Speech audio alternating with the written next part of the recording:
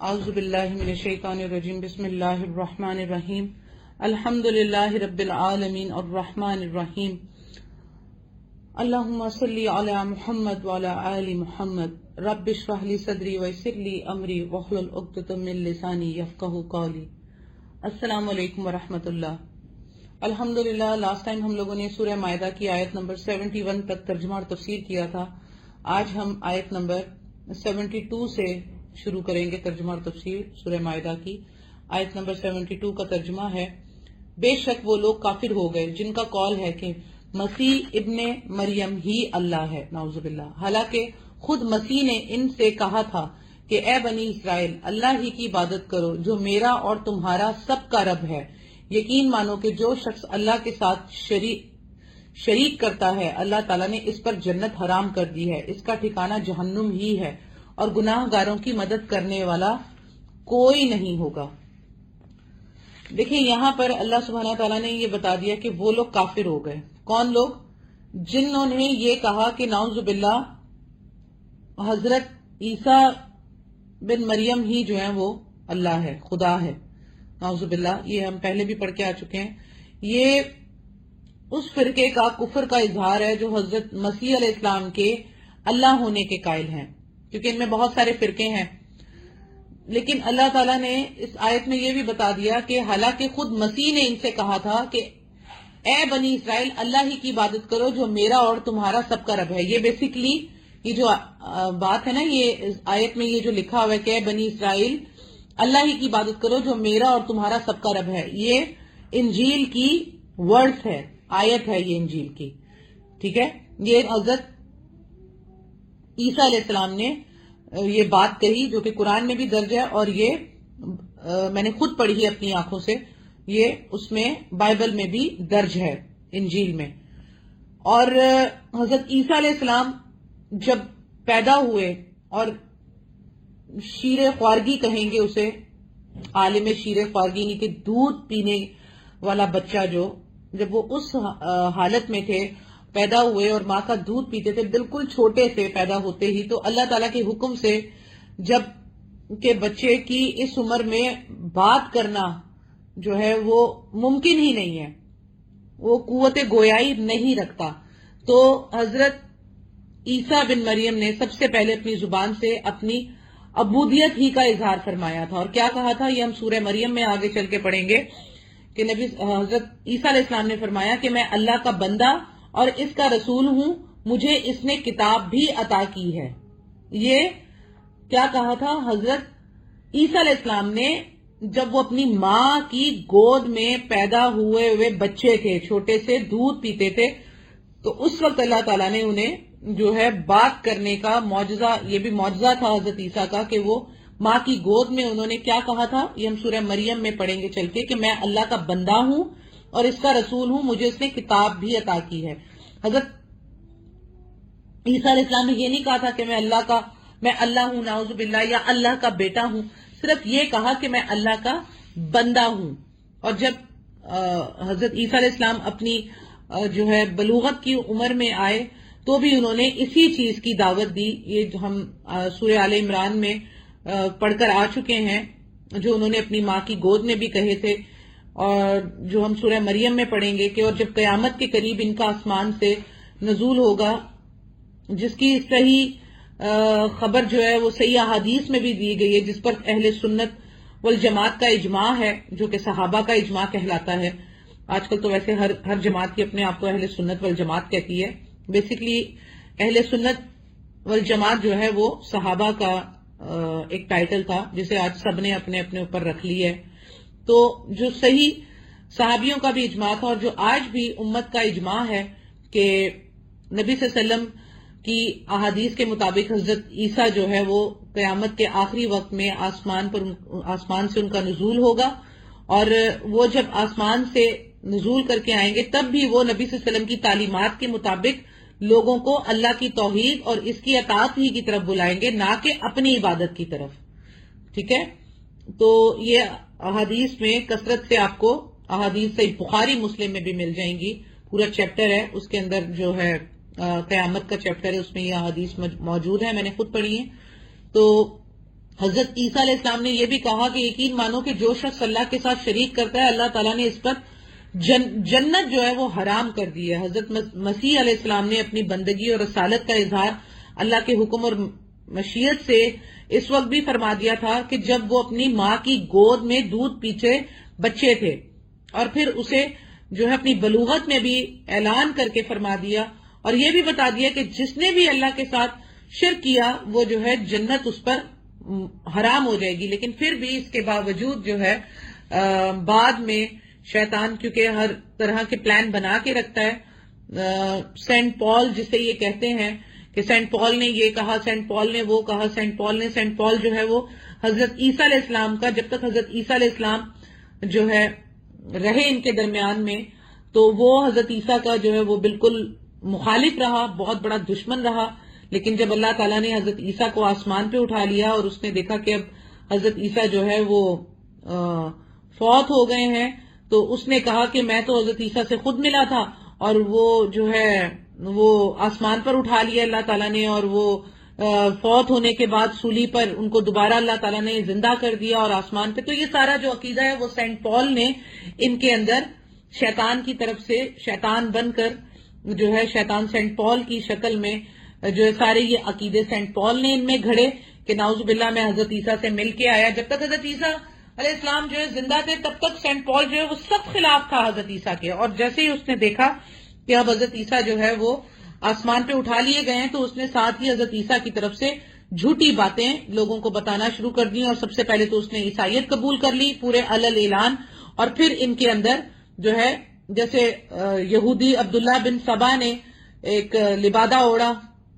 اسلام قبول کیا اور پھر جو ہے مسلمانوں کو دو ٹکڑوں میں اس نے بانٹا، شیعہ اور سنی کا معاملہ کر دیا. تو اسی طرح جو ہے سینٹ پال نے جو یہی سیم کام کیا، کیونکہ شیطان جو ہے وہ لوگوں کو استعمال کرتا ہے، کیونکہ من الجنتی والناس شیطان جو ہے وہ جنات میں سے بھی ہوتا ہے اور انسانوں میں سے بھی ہوتا ہے. تو انسانوں میں اس طرح کے دخل دیکھ کر وسوسے ڈال کر وہ اپنے کام کروا لیتا ہے. تو سینٹ پال نے کہا کہ وہ مجھے ملے اور انہوں نے کہا میں اللہ کا بیٹا ہوں، اور نعوذ باللہ اللہ بھی کہا، یعنی کہ ہر طرح کے جو یہ انجیکٹ کیے عقیدے، اور بائبل میں جو سینٹ پال کی جہاں جہاں باتیں لکھی ہوئی ہیں شرک کی، وہ ان کے سینٹ پال صاحب کے اپنے عقیدے لکھے ہوئے ہیں.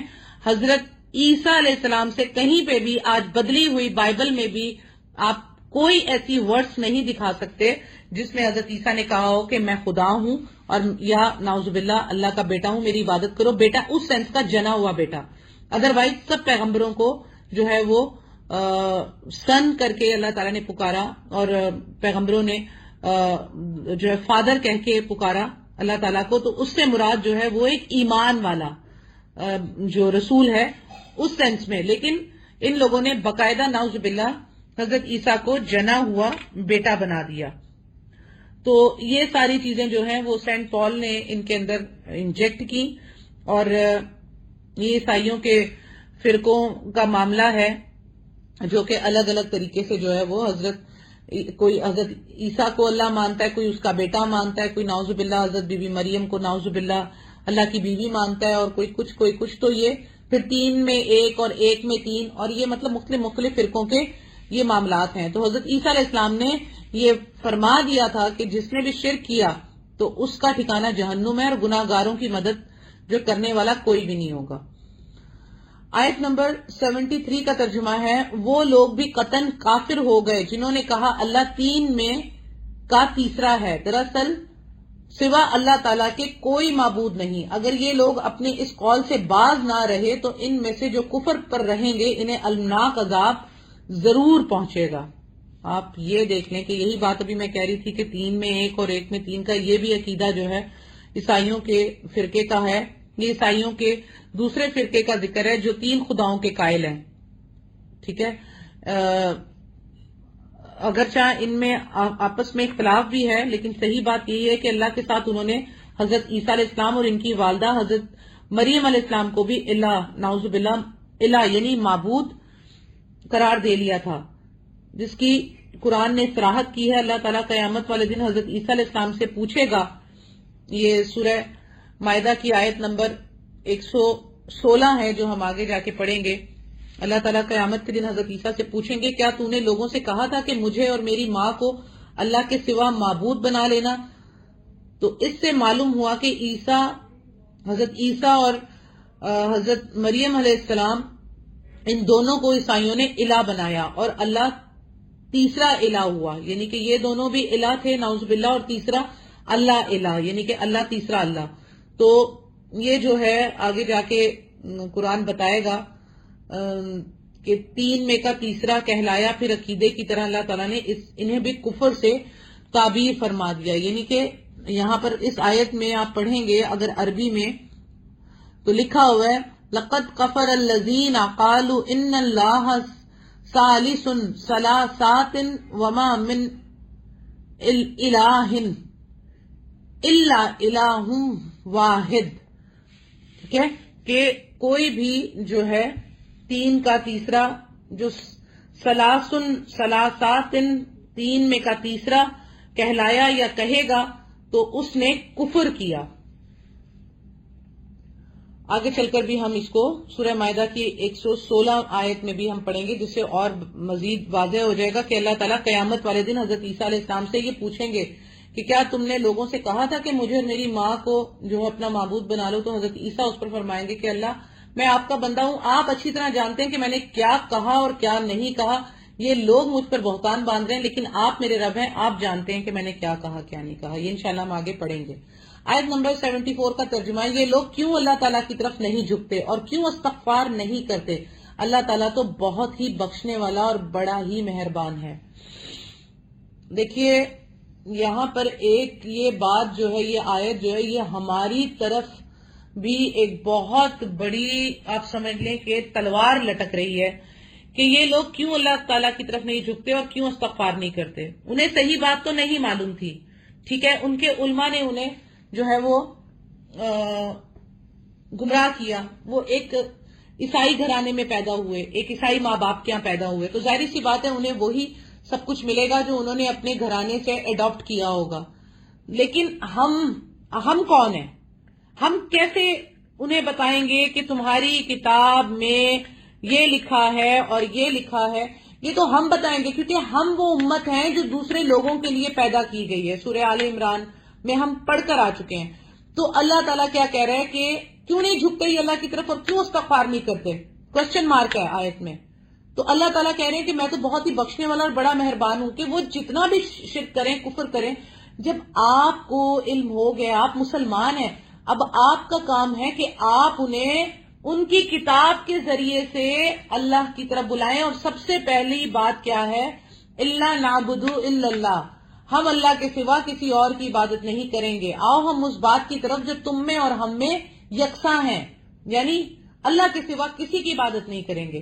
تو سب سے پہلا معاملہ تو ہمارا اس بات پہ ڈائیلاگ ہونا چاہیے کہ ہم عیسائیوں کے ساتھ یہ بات کریں کہ آپ بھی اللہ کو مانتے ہیں، ہم بھی اللہ کو مانتے ہیں، حضرت عیسیٰ کو ہم بھی مانتے ہیں، آپ بھی مانتے ہیں، مریم علیہ السلام کو آپ بھی مانتے ہیں، ہم بھی مانتے ہیں۔ آپ کی بائبل میں تو ان کے نام سے کوئی سورت نہیں ہے، ہماری تو قرآن میں ان کے نام سے سورہ مریم ہے، ٹھیک ہے۔ تو ہم ان کے ساتھ بیٹھ کر کیوں بات نہیں کرتے کہ وہ اللہ کی طرف جھکیں اور استغفار کریں؟ کیونکہ یہ آج ہمارے ذمہ داری دی گئی ہے۔ ہمیں تو قرآن ہی کے بارے میں معلومات نہیں ہے، لیکن اگر ہم قرآن کو بار بار پڑھیں اور پھر ہمیں پتا چل جائے کہ اچھا جی جو جو انہوں نے چھپایا، جو جو انہوں نے بدلا، وہ سب کچھ ہمیں قرآن سے پتا چل گیا، اب ہم بائبل سے ان کو قائل کرنے کے لیے اب بائبل پڑھیں۔ لیکن ہمارے ہاں تو بائبل پڑھ کے لوگ علماء آپ کو کہیں گے ارے تم قرآن کے علاوہ تو کچھ پڑھ ہی نہیں سکتے۔ وہ حضرت عمر فاروق کی وہ حدیث پیش کر دیں گے جس پہ نبی صلی اللہ علیہ وسلم نے حضرت عمر فاروق کو منع کیا تھا کہ قرآن کے اتر جانے کے بعد بھی تو جو ہے وہ توریت پڑھ رہا ہے۔ تو وہ ایک الگ کانٹیکس ہے، وہ ایک اس کا پس منظر سارا کچھ ایک الگ ہے۔ آج آپ یہ دیکھیے کہ الحمدللہ اس صدی میں ذاکر نائک جو ہیں انہوں نے کس طریقے سے کام کیا، اور پھر ان سے بھی پہلے جو ہے احمد دیدات صاحب، وہ صرف 6 کلاسیں پڑھے تھے، 6 اسٹینڈرڈ تک انہوں نے پڑھا ہوا تھا، اور 6 کلاسیں پڑھنے والا شخص جو ہے اس نے بڑے سے بڑے بائبل کے پادریوں کو مات دی اور top of the one list پر آ گئے کہ ان کو کسی نے ہرایا نہیں۔ وہ ذاکر نائک کے استاد صاحب تھے، احمد دیدات صاحب جن کا میں بتا رہی ہوں۔ تو انہوں نے قرآن کو اچھی طرح پڑھا اور پھر بائبل کو اچھی طرح سے ریڈ کیا، اس کے اندر مہارت حاصل کی خود سے، کوئی ان کا استاد نہیں تھا.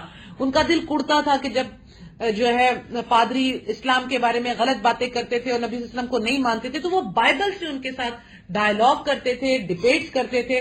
اور ان کا یہ عالم ہو چکا تھا کہ وہ ساؤتھ افریقہ میں انہوں نے اپنا یہ معاملہ شروع کیا اور وہ وہاں پر گئے تھے کمانے کے لیے اور ایک مزدوری کرتے تھے، لیکن ان کو اللہ تعالیٰ نے اپنے اس کام کے لیے چننا تھا.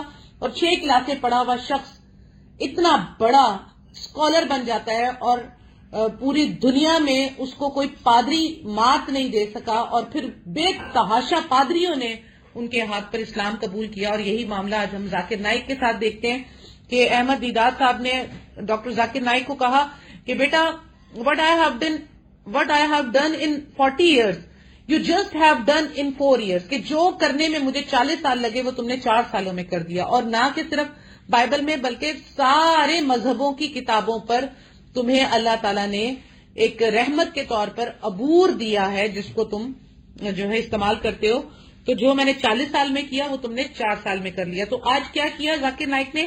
آج ہمیں پکا پکایا جو ہے سب کچھ دے دیا، ورسز دے دی، نبی صلی اللہ علیہ وسلم کا جو ہے ذکر بائبل میں کہاں ہے، کون سی ورس میں ہے، توریت میں کہاں ہے، اولڈ ٹیسٹیمنٹ میں کہاں ہے، نیو ٹیسٹیمنٹ میں کہاں ہے. ایک ایک چیز آج آپ کوئی سی ڈی لیں یا آج آپ یوٹیوب کے اوپر ڈالیں اور تو آپ کو پتا چل جائے گا کہ مختلف مذاہب میں نبی صلی اللہ علیہ وسلم کا ذکر، پھر آپ کو توحید پہ مل جائے گا ہر چیز. تو آج ہم یہ چیزیں کیوں نہیں کرتے؟ ہم صرف فرقوں میں بٹ کر آپس میں لڑ رہے ہیں، بریلوی اور دیوبندی اور اہل حدیث، ان 3 چیزوں کے اندر ہم گھوم رہے ہیں اور ان میں سے ایک بن کر ہم دوسروں کو صرف جو ہے نیچا دکھانے کے لیے اور اپنے آپ کو جنتی فرقہ منوانے کے لیے بس اس پر لگے ہوئے ہیں. ہمارا دھیان دوسروں طرف جا ہی نہیں سکتا. شیطان نے ہمیں اسی لیے فرقوں میں بانٹا اور سب کو اس نے اسی لیے فرقوں میں بانٹا کہ آپس کے ہی اس دھندے میں لگے رہیں اور اسلام کا پیغام دوسروں تک نہ پہنچ سکے. تو آج ہمیں کس چیز کی ضرورت ہے کہ پہلے تو ہم اس قرآن سے ہدایت حاصل کریں، اس سے سمجھیں، شرک سے بچیں، بدعت سے بچیں، ایک اچھے مسلمان بنیں اور پھر امر بالمعروف نہی عن المنکر کریں. نہ کہ صرف مسلمانوں میں اصل کام ہمارا ہے کہ ہم وہ امت ہے جو دوسروں کے لیے پیدا کی گئی ہے. تو جب اللہ تعالیٰ یہ کہہ رہے ہیں کہ یہ لوگ کیوں اللہ تعالیٰ کی طرف نہیں جھکتے اور کیوں استغفار نہیں کرتے، اللہ تعالیٰ تو بڑا بخشنے والا ہے، تو یہ ہمارا فرض ہے. اس لیے میں نے اس آیت سے ایک فرض اپنے آپ کو اور آپ کو یاد دلایا ہے کہ ہمیں یہ کام کرنا ہے. ٹھیک ہے، البتہ مسلمانوں کی اصلاح کرنا بھی ہمارا فرض ہے کہ ہم انہیں شرک سے روکیں، ہم انہیں مسلکوں میں بٹنے سے روکیں، ہم انہیں فرقہ بننے سے روکیں. لیکن اگر وہ نہیں سنتے تو ان تک پہنچا دیں، آپ کا کام ہو گیا. اب آپ غیر مسلموں کی طرف اپنی جو ہے رجحان کریں اور بائبل اور کوئی نہ کوئی ایک مذہب پکڑ لیں جس کی کتابیں آپ اچھی طرح پڑھیں، اس پہ عبور حاصل کریں. آپ یہ دیکھیں کہ آپ کی اللہ خود مدد کرے گا. میں خود اسٹوڈنٹ ہوں بائبل کی، جب کسی عیسائی سے بات کرتی ہوں، جب کچھ تیاری کرتی ہوں، راتوں کو جاگتی ہوں، گھر میں بیٹھ کے وہ ورسز نکالتی ہوں، ڈبیٹ کرتی ہوں، ان کے ساتھ بات کرتی ہوں، کبھی نہ کبھی جو ہے وہ بات دل میں اتر جاتی ہے اور اتری ہے. الحمدللہ اللہ تعالیٰ نے جو ہے وہ کامیاب بھی کیا کہ غیر مسلموں نے جو ہے کلمہ بھی پڑھا الحمدللہ. تو اللہ تعالیٰ جو ہے وہ مدد فرماتا ہے. آیت نمبر 75 کا ترجمہ ہے، مسیح ابن مریم سوا پیغمبر ہونے کے اور کچھ بھی نہیں، اس سے پہلے بھی بہت سے پیغمبر ہو چکے ہیں. ان کی والدہ ایک راست باز عورت تھی، دونوں ماں بیٹے کھانا کھایا کرتے تھے. آپ دیکھیے کہ کس طرح ہم ان کے سامنے دلیلیں رکھتے ہیں، پھر غور کیجئے کہ کس طرح وہ پھرے جاتے ہیں. آیت میں صدیقاتن، ٹھیک ہے، وہ امتہ صدیقاتن، یہ صدیقاتن کے معنی جو ہیں وہ مومنہ، سچی مومنہ اور ولیہ کے ہوتے ہیں.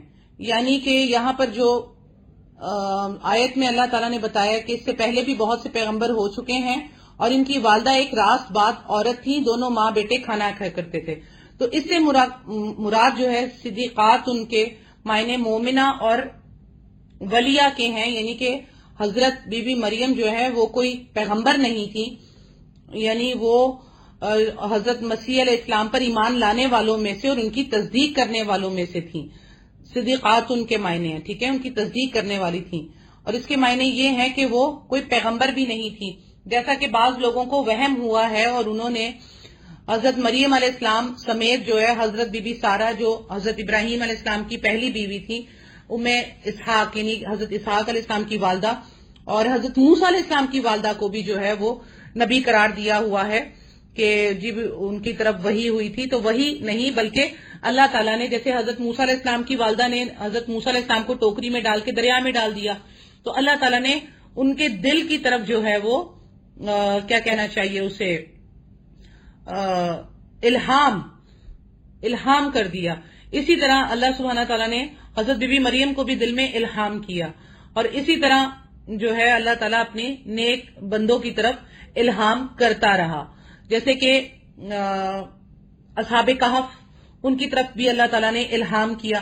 لیکن یہ الہام خاص لوگوں کی طرف ہو چکا, نبی صلی اللہ علیہ وسلم کی امت میں یہ مذاق نہیں ہے کہ ہر کسی کو جو ہے وہ الہام ہو رہا ہے.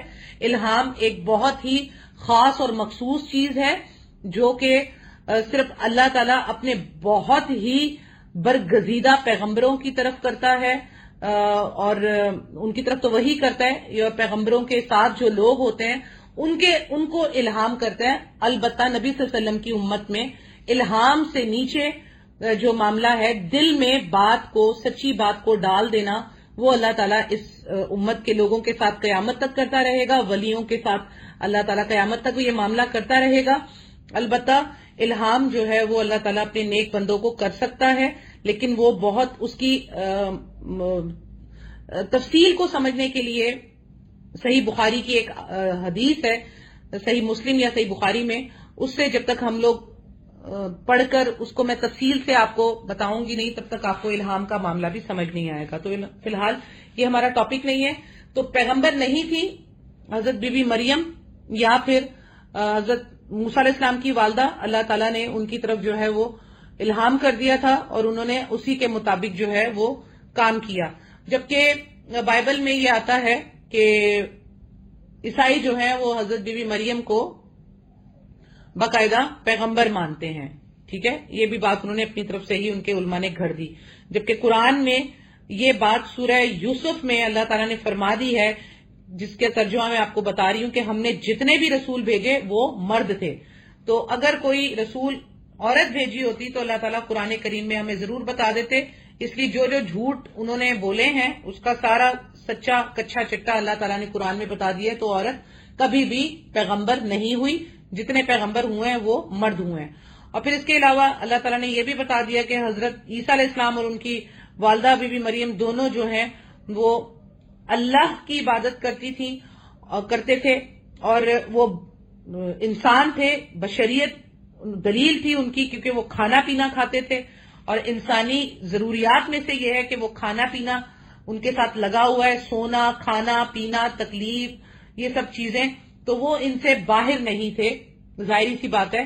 تو نعوذ باللہ اللہ تعالیٰ کو نہ کھانے کی, نہ پینے کی, نہ سونے کی, نہ ان چیزوں کی کوئی ضرورت نہیں. تو اس سے صاف پتہ چلتا ہے کہ اللہ تعالیٰ نے ان کو انسان ہی بنایا, کیونکہ اللہ کے سوا کوئی معبود ہے ہی نہیں. آیت نمبر 76 کا ترجمہ ہے, آپ صلی اللہ علیہ وسلم کہہ دیجئے کہ کیا تم اللہ کے سوا ان کی عبادت کرتے ہو جو نہ تمہارے کسی نقصان کے مالک ہیں نہ کسی نفع کے, اللہ ہی خوب سننے اور پوری طرح جاننے والا ہے. اب یہاں پر مشرکوں کی جو ہمارے آج دین اسلام میں بھی موجود ہے, وہ ہمارے مسلمان بھائی جو بھٹک جاتے ہیں, جو قرآن کو خود اپنی آنکھ سے نہیں پڑھتے اور مسلکوں میں گرفتار علماء کے ہاتھ لگ جاتے ہیں اور صرف انہی کو آنکھیں بند کر کے ان کی پیروی کرتے ہیں, اندھی تقلید کرتے ہیں, ان کے لیے سب کے لیے یہ بات کہی جا رہی ہے, مشرکوں کی کم عقلی کی وضاحت کی جا رہی ہے اس آیت میں کہ ایسوں کو انہوں نے معبود بنا رکھا ہے جو کسی کو نفع نہیں پہنچا سکتے, نہ کوئی نقصان پہنچا سکتے ہیں, بلکہ نفع نقصان پہنچانا تو دور کی بات, وہ تو کسی کی بات سننے اور کسی کا حال جاننے کی بھی قدرت نہیں رکھتے. یہ قدرت صرف اللہ ہی کے پاس ہے, اس لیے حاجت روا مشکل کشا صرف اور صرف اللہ کی ذات ہے, ٹھیک ہے نا, سننے والا اور پوری طرح جاننے والا.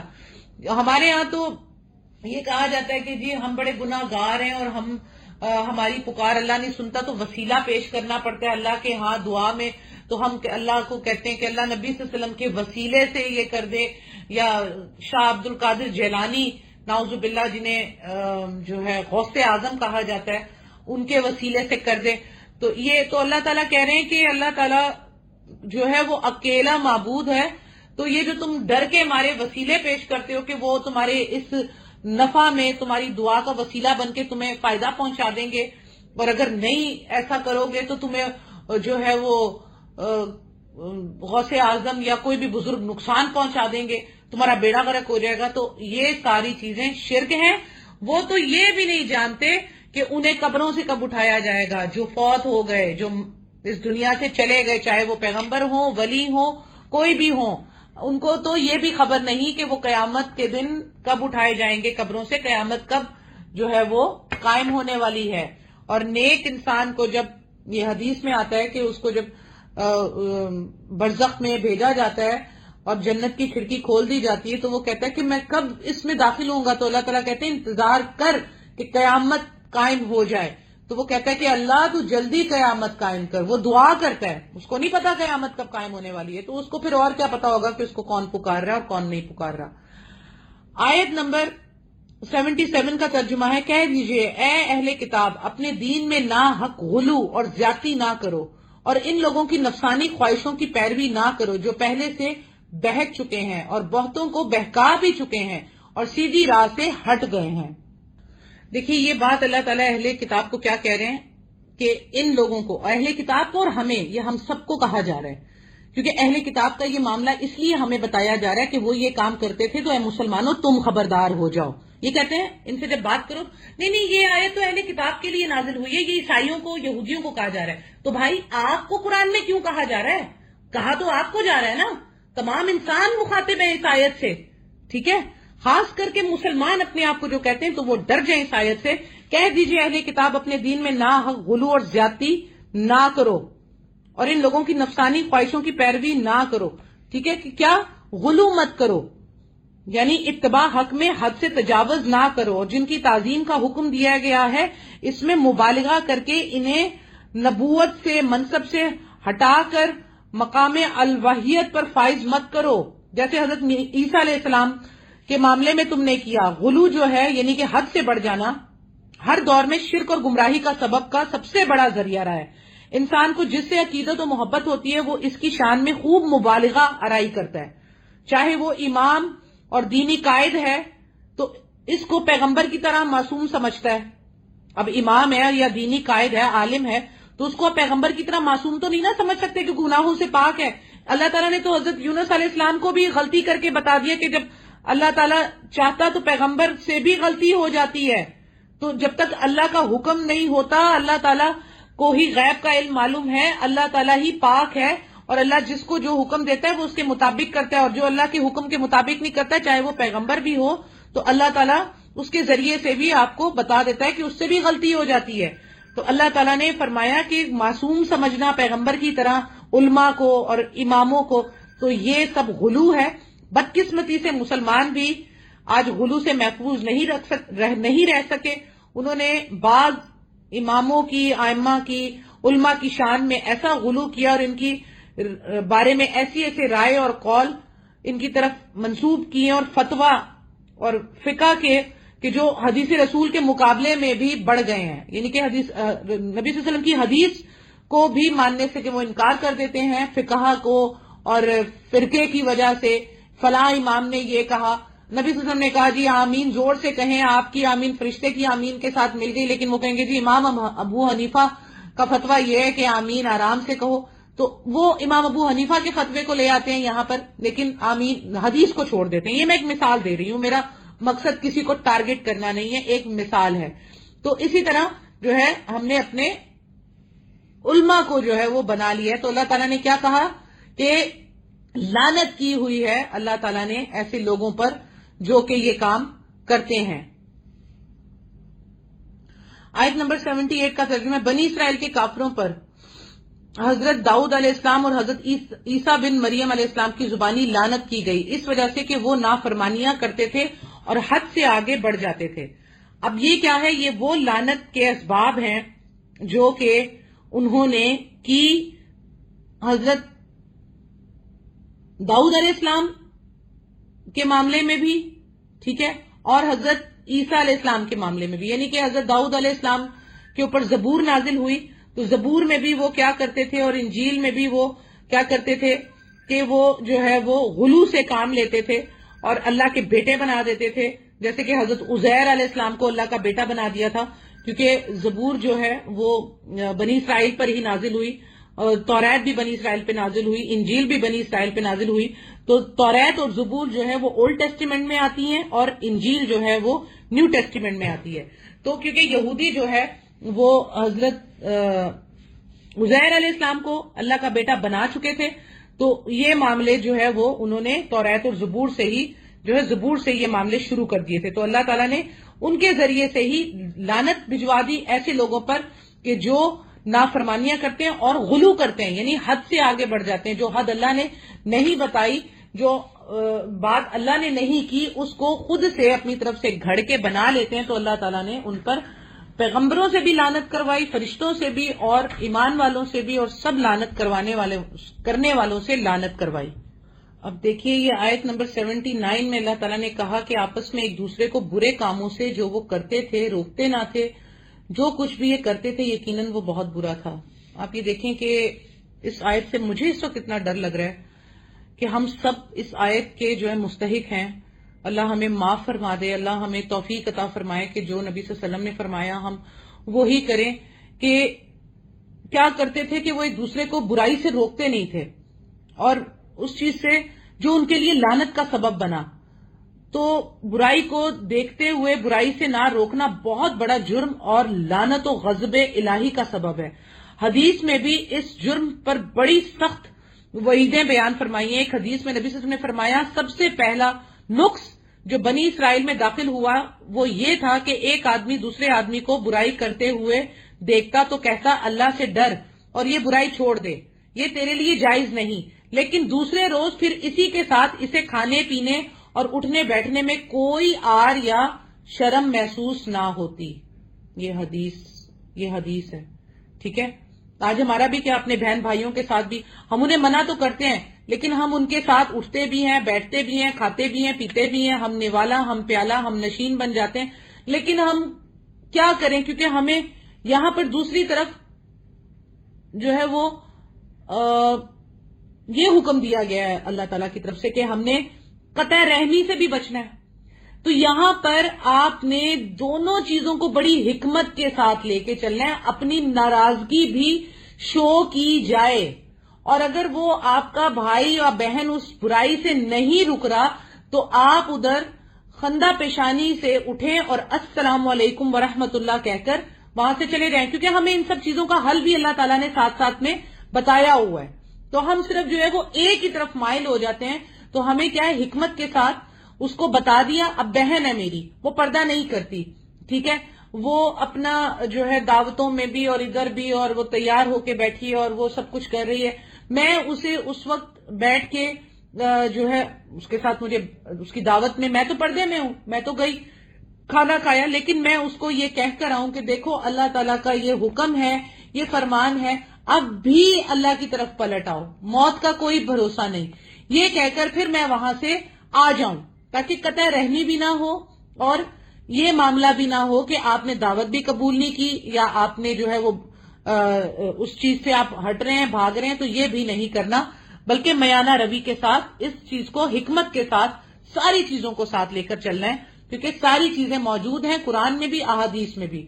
تو یہ نہیں کہ ایک طرف آپ مائل ہو جائیں اور یہ سمجھیں کہ یہی ہم جو کر رہے ہیں یہ غلط ہی ہے، لیکن حکمت کے ساتھ اس چیز کو کہہ کے پھر وہاں سے چلے جائیں. آپ جب آپ دیکھیں کہ نافرمانی مزید ہو رہی ہے تو آپ پھر وہاں سے چلے جائیں، اور آپ کو پتا ہے کہ اگر وہاں نافرمانی ہوتی ہی رہے گی تو پھر آپ وہاں پر جائیں ہی نہ.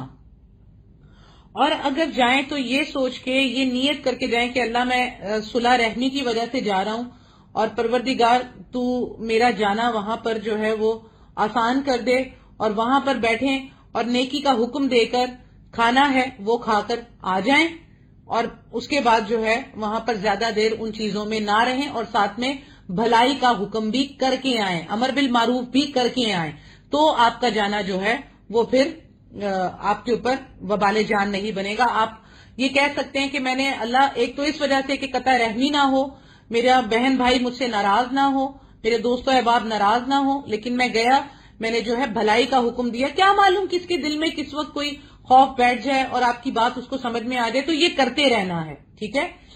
آیت نمبر 80 کا ترجمہ ہے، ان میں سے بہت سے لوگوں کو آپ دیکھیں گے کہ وہ کافروں سے دوستیاں کرتے ہیں، جو کچھ انہوں نے اپنے لیے آگے بھیج رکھا ہے وہ بہت برا ہے. اللہ تعالیٰ ان سے ناراض ہوا اور وہ ہمیشہ عذاب میں ہی رہیں گے. اللہم اجرنا من النار، اللہم اجرنا من النار، اللہم اجرنا من النار، آمین.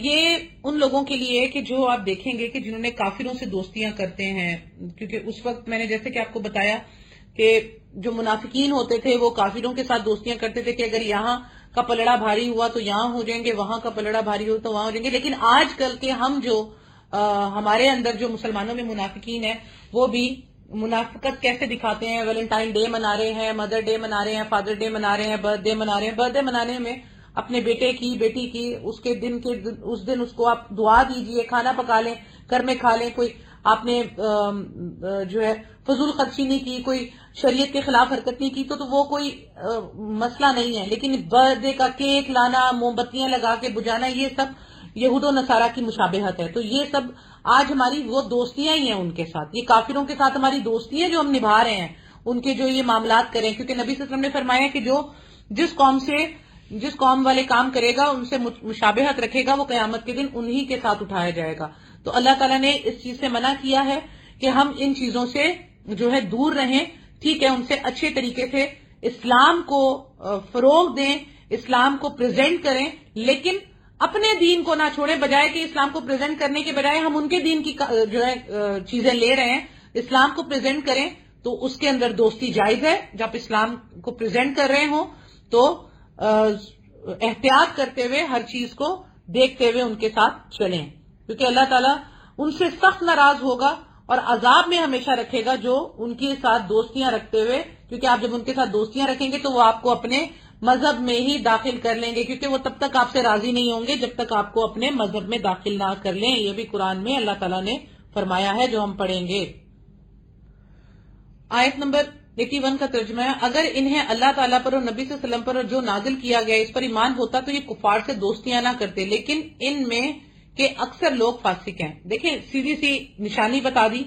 اس کا مطلب یہ ہے کہ جس شخص کے اندر واقعی صحیح معنوں میں ایمان ہوگا وہ کفار کی چیزوں پر کبھی خوش نہیں ہوگا، اس سے دوستیاں نہیں رکھے گا اس معاملے میں کہ جو نبی صلی اللہ علیہ وسلم پر نازل ہوا ہے اور یعنی قرآن اور حدیث، تو وہ جب اس کو پڑھے گا تو اس کو پتہ چل جائے گا کہ مجھے کفار سے دوستی نہیں رکھنی. ہاں جس طریقے سے دوستی رکھنی ہے تو اس میں یہ پہلو ہوگا کہ مجھے اس کو دعوت دینی ہے اسلام کی طرف، اللہ یہ کہ یہ اس سے انکار کر دے تو میرا معاملہ پورا ہو جائے تو خود بخود ہی آپ کو اس سے دوستی رکھنے کا دل بھی نہیں کرے گا. میری اتنی کرسچن دوست تھی، بہت پرانی، بہت عرصے سے 18 سال کی دوستی تھی.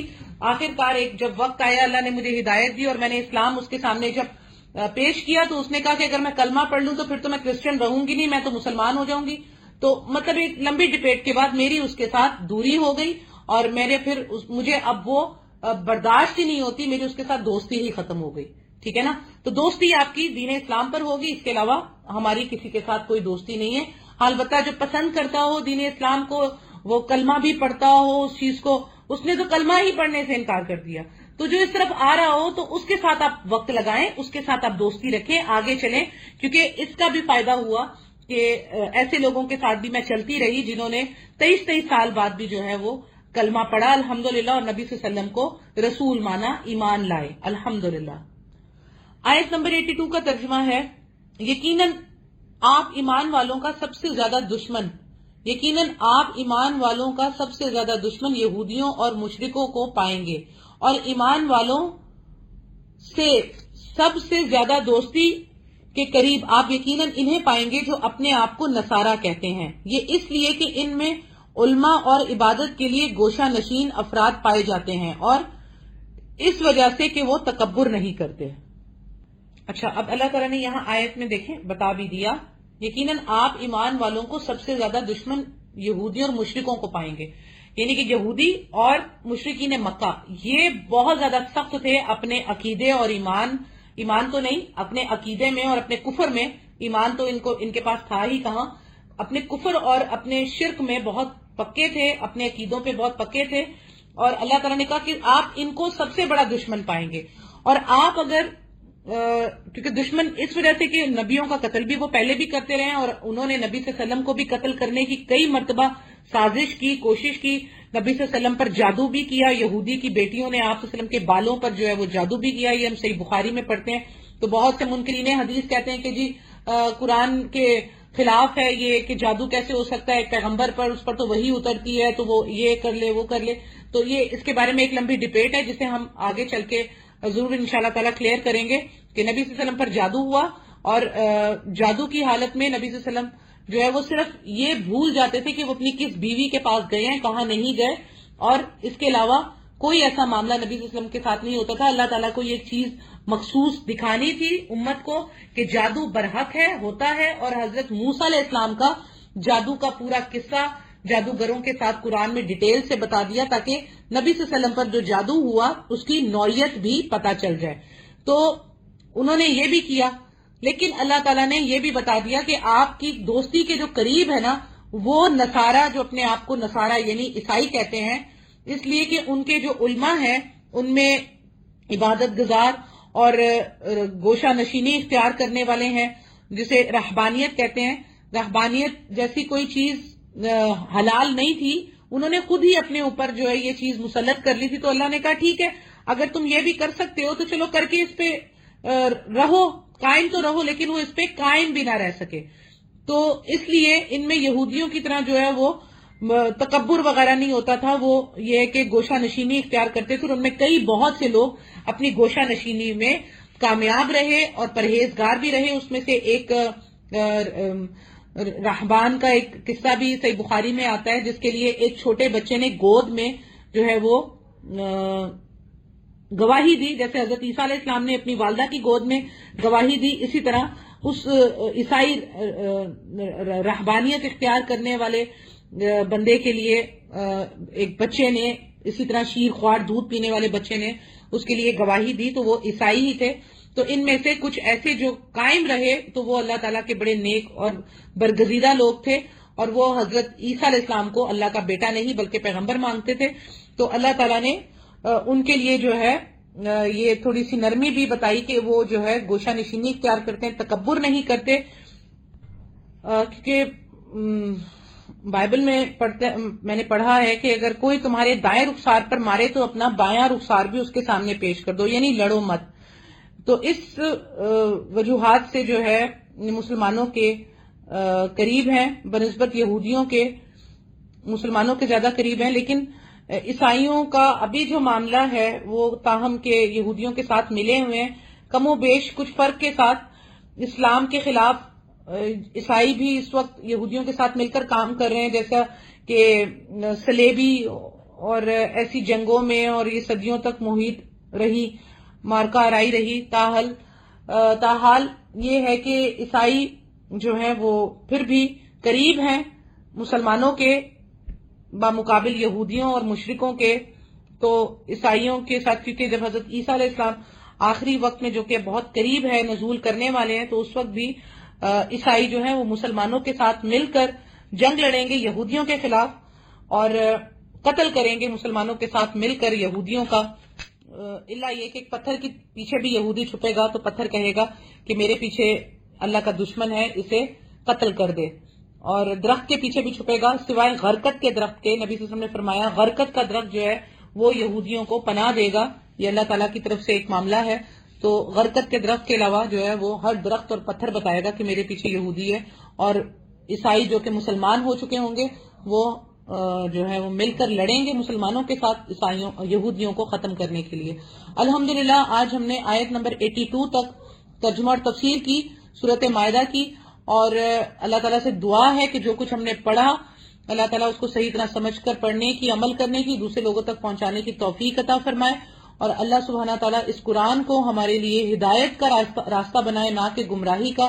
اور اللہ تعالیٰ اس ہدایت پر حدیث سے اور قرآن سے ہدایت پر اللہ تعالی ہمیں ہمیشہ قائم رکھے، زندگی بھر مرتے دم تک، قبر میں، میدان حشر میں، پولیس رات سے گزرتے وقت، یہاں تک کہ ہم جنت الفردوس میں نہ داخل ہو جائیں۔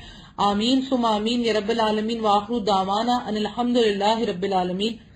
السلام علیکم ورحمۃ اللہ وبرکاتہ۔